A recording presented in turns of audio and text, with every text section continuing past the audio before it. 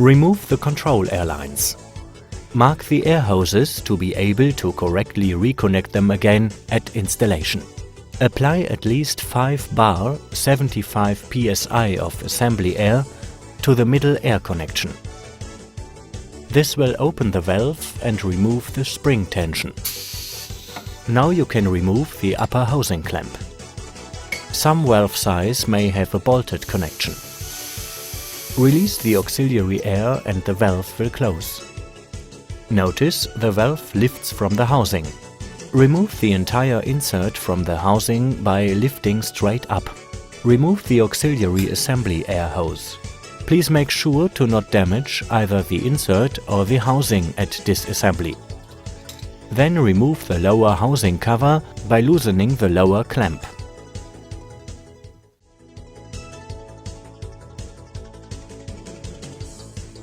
Use a spanner wrench and hammer to loosen the lower valve disc. Unscrew the valve disc.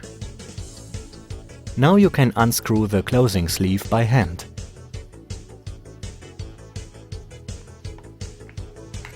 Remove the upper housing cover from the closing sleeve. On PMO style valves, the external prox target must first be removed. Remove the valve disc guide, including the lock washer, from the inside of the closing sleeve.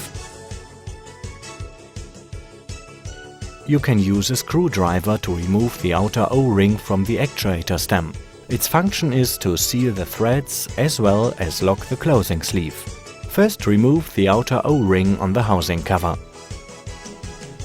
Then use a screwdriver to remove the 2 profile seals and guide ring.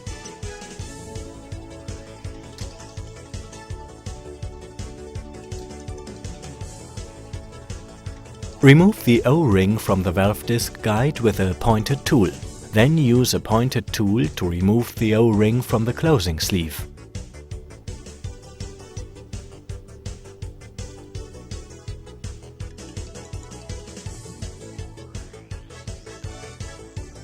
Remove the smaller O-ring on the lower valve disc.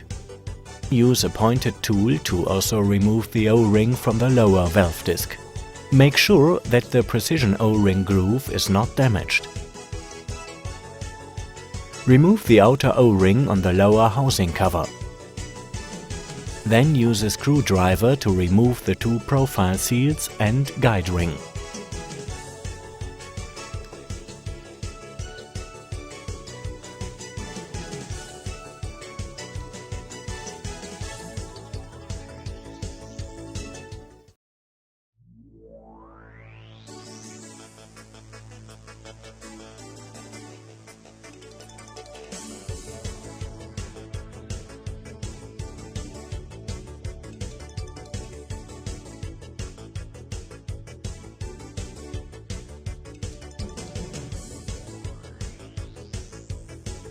The product side seal kit contains all seal and guide components of each valve. Each set of seals also contains lists of spare parts and a descriptive drawing. Special tools are not required to mount any of the seals. Start with the closing sleeve. Lubricate the groove on the closing sleeve and the corresponding O-ring.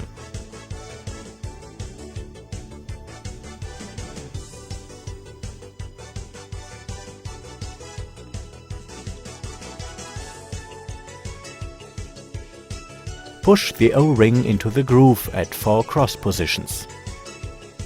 The O-ring can be rolled into the groove on a clean surface.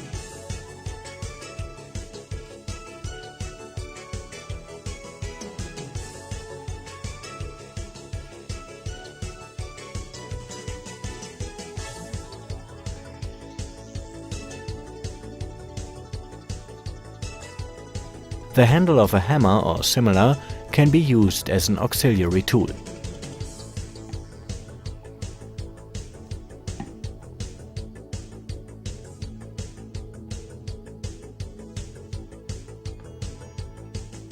When installing the seals in the upper housing cover, first set a profile seal and then insert the guide ring and finally the second profile seal. Some models, however, only have one profile seal. Place the outer O-ring of the housing cover into its groove. A small amount of lubrication makes it easier to push the housing cover onto the closing sleeve.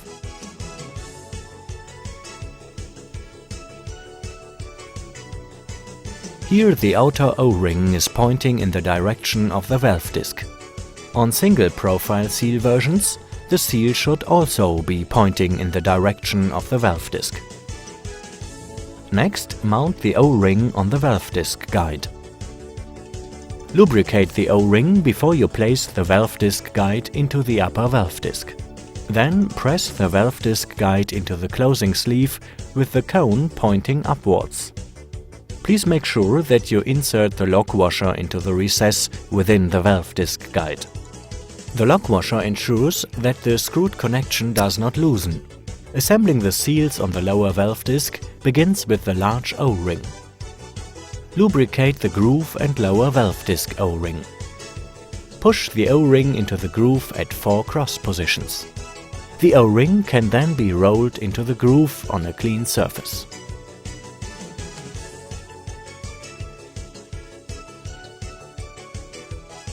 Then fix the small O-ring to seal the leakage space. Insert the profile seal, guide ring and second profile seal within the lower housing cover in a similar fashion to the upper housing cover.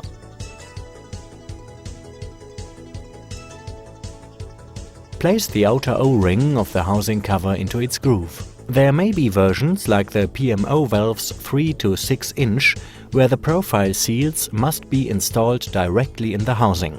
Finally, mount the O-ring on the actuator stem.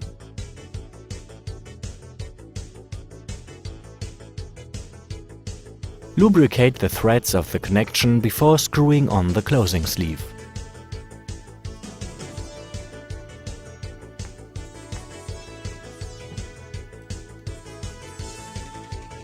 There's a slight resistance provided by the O-ring when screwing on the closing sleeve.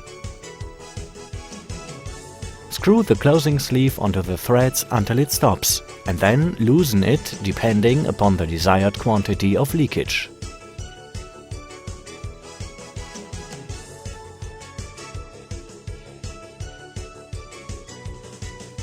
After lubricating the threads, screw on the lower valve disc.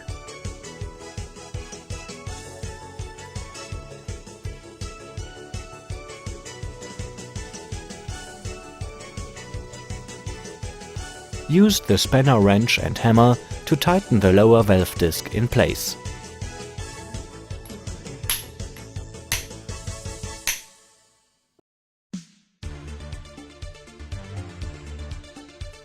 Loosen the counter screw of the contact head and remove both.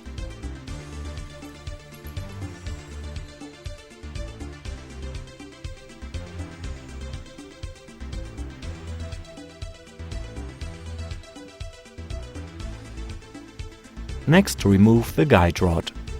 This prevents the stem from turning. Loosen all screws to remove the support or lantern.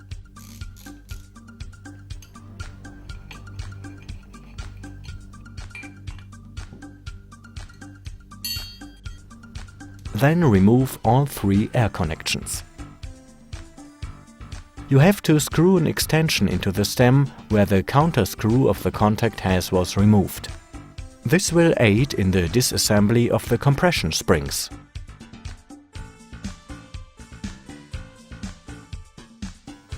Position the entire actuator with the extension pointing down in a hydraulic press or upright drilling machine.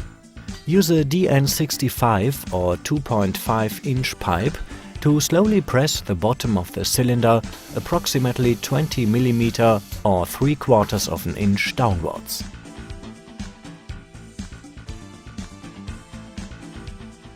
Now you can use a screwdriver to remove the snap ring. After using the press to relieve the initial spring tension, you can remove the entire outer stem from the cylinder, including the bottom of the cylinder and adjusting piston. Again, use the press to overcome the second spring tension. You can disassemble the guard ring with ring pliers.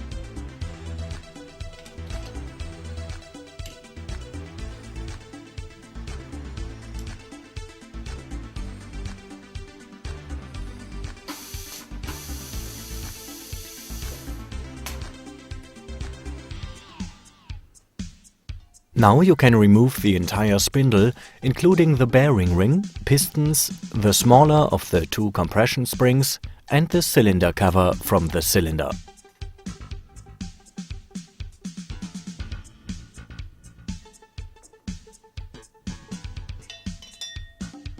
Remove the large compression spring and cylinder cover from the cylinder.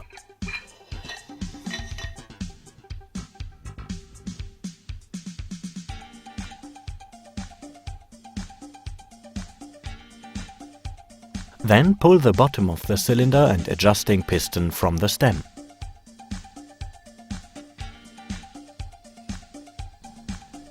Now loosen the extension from the stem.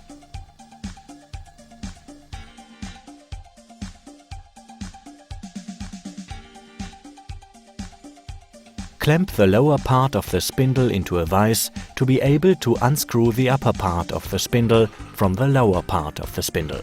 You can use a sturdy rod with a diameter that fits into the drill hole on the upper part of the spindle to loosen the spindle. Remove the piston and the inside adjustment piston. The drive is now disassembled into its component parts so that all seals are accessible and can be changed quickly without any other tools.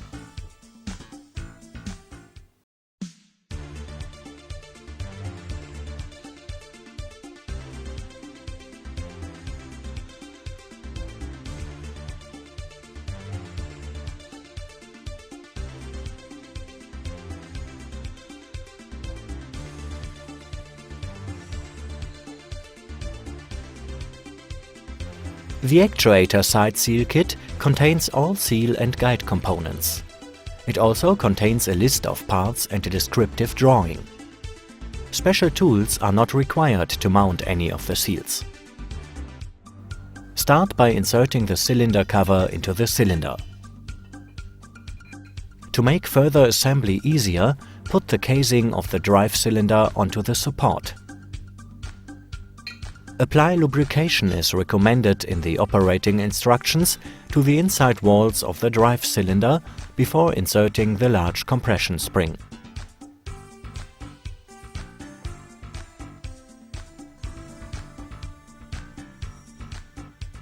Now push the adjustment piston into the main piston.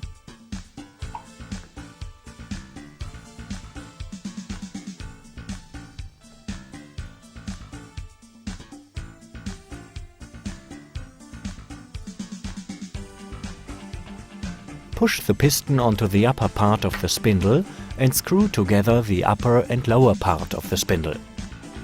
Secure the threads with the adhesive recommended in the operating instructions.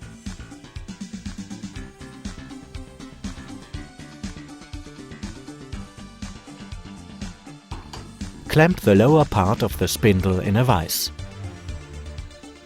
Use a sturdy rod with a diameter that fits into the drill hole on the upper part of the spindle to tighten the screwed connections.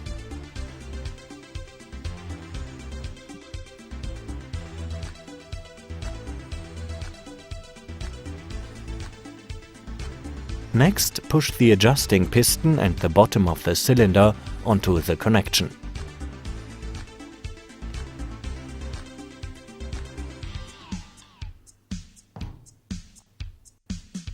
Now you need an extension that you screw onto the end of the spindle.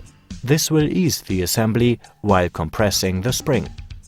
Apply the lubrication recommended in the operating instructions to all O-rings and sliding surfaces.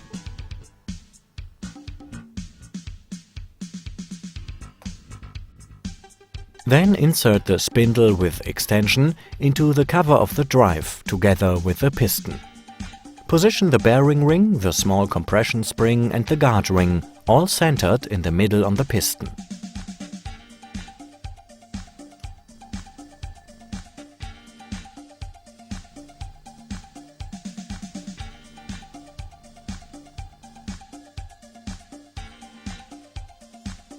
position the cylinder with the extension downwards.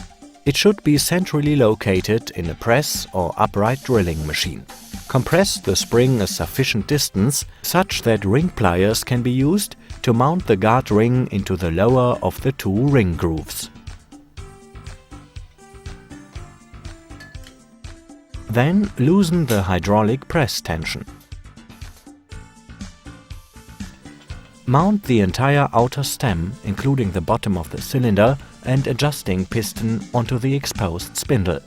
Please remember that the guide rod or rinsing connection threads have to be offset 90 degrees to the air connection threads.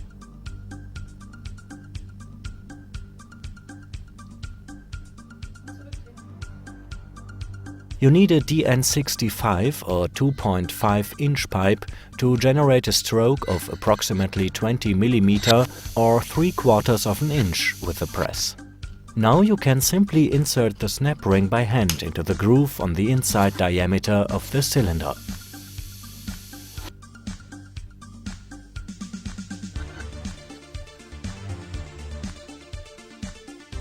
Loosely set the closing support onto the piston face. Insert the guide rod or rinsing connection through the guide rail of the support.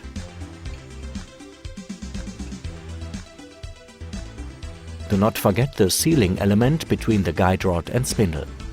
Tighten the guide rod with a screwdriver. Do not over-tighten. Fasten the support with the provided screws.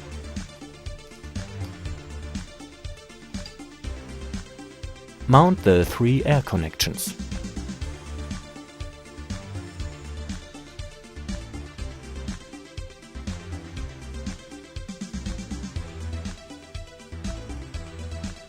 Screw on the contact head by hand until it stops. Turning the contact head back will adjust the stroke of the lower valve disc. Loosening the contact button 5 full turns is standard with the D620 shown. Fasten the contact head in place with the counter bolt.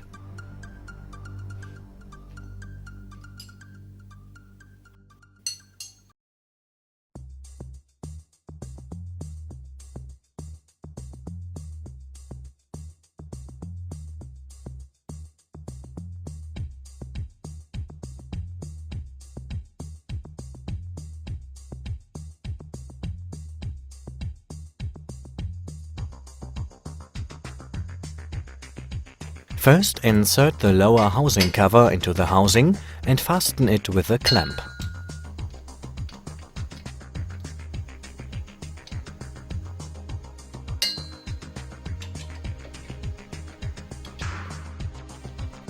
Apply lubrication to all guide and seal elements, including their mating surfaces, before installation.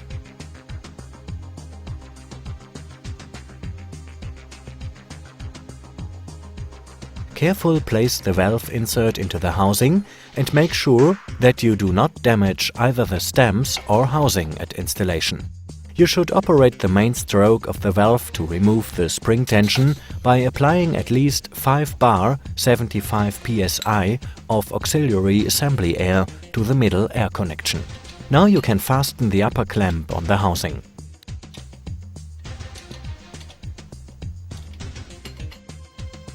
Release the air pressure to close the valve.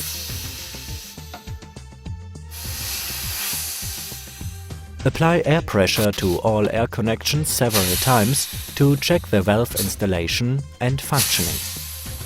Connect all control air lines in the correct order and make sure the air hoses are used correctly for their functions. They should not be bent or kinked. The ends of the hoses may have to be cut off straight. Marking the air connections and hose make it easier to correctly reconnect them.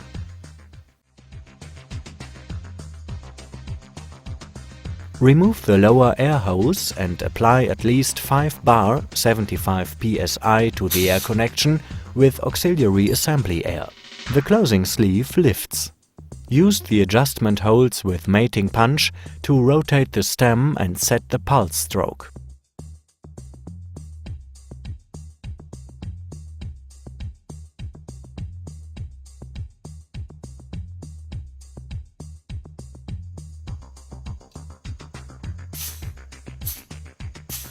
Release auxiliary air pressure and reconnect the lower air hose again.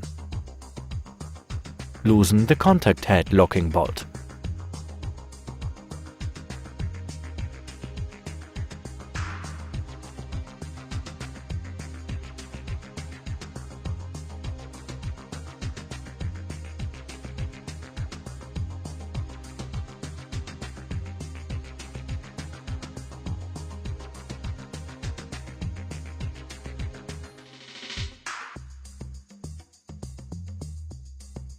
You can set the seat lift stroke of the lower valve disc by turning the contact head.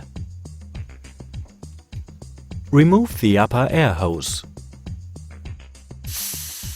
Apply auxiliary assembly air to the upper air connection to check the new stroke setting. Connect the upper air hose again.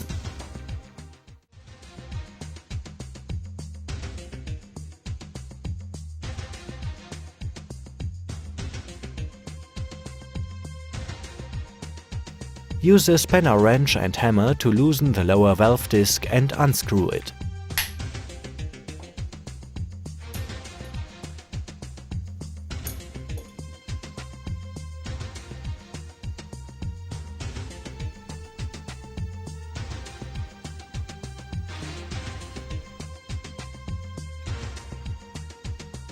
Now you can unscrew the closing sleeve from the actuator.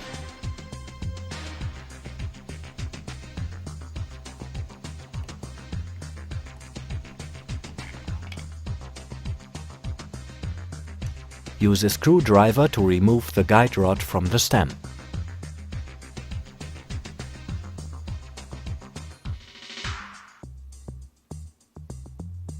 Lubricate the threads of the rinsing connection with assembly paste before you screw it into the spindle.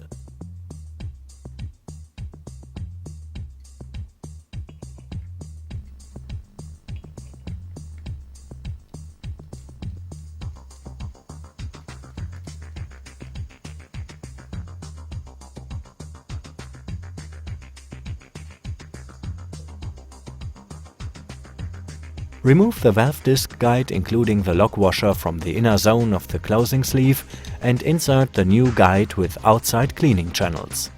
Do not forget to reuse the lock washer. Lubricate the threads of the connection with assembly paste before you screw on the closing sleeve. There is a slight resistance when screwing on the closing sleeve due to the outer O-ring. Screw the closing sleeve onto the threads till the stop and then loosen it depending upon the desired upper seat lift setting.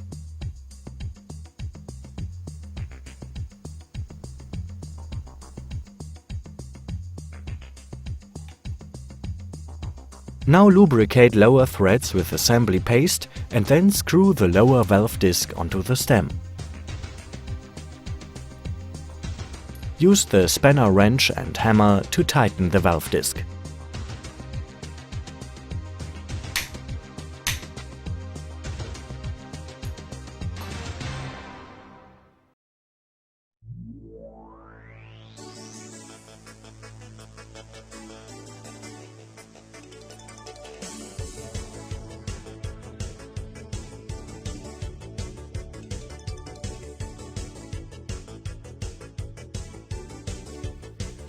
Loosen the connection and remove the hexagonal screw and contact head from the actuator.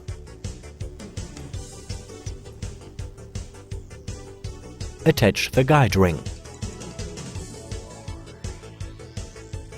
Seal the inside threads to the actuator stem with the screw provided for it.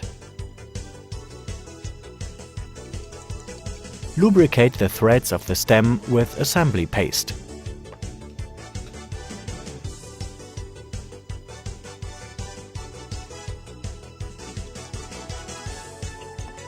Attach the mounting piece between the actuator and Intellitop control head and make sure that the guide and sealing element sit correctly at the bottom of the mounting piece.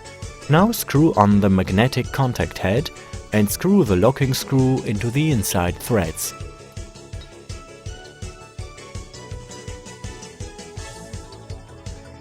Use an auxiliary tool and a hollow Allen key to set the pulse stroke. The contact head is screwed on all the way to the stop and turned back as per the desired lower seat lift setting. Make sure when screwing in the contact head it stops at the actuator and not by the locking screw, then turned back as per the desired lower seat lift setting.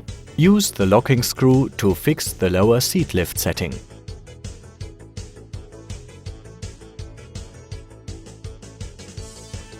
Now fasten the mounting piece to the actuator with 4 hexagonal screws.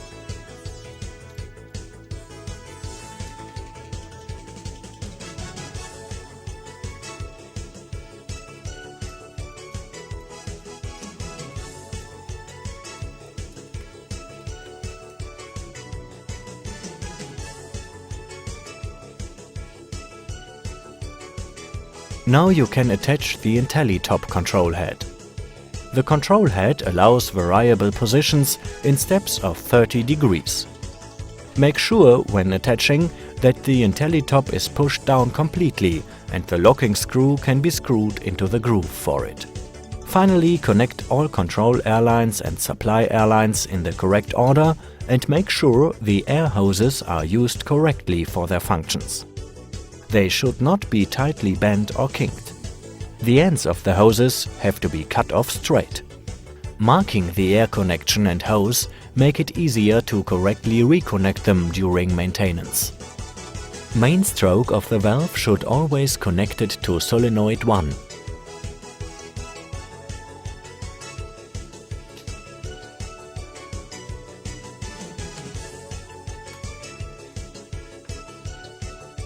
You can loosen the central screwed connection by hand and then remove the stainless steel hood.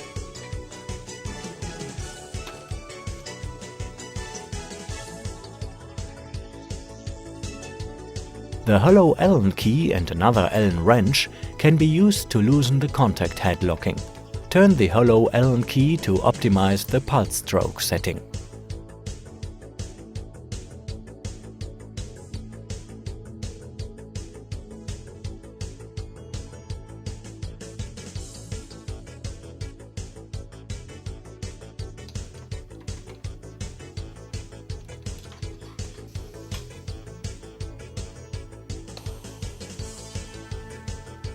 Manually operating the solenoid valve to check the setting.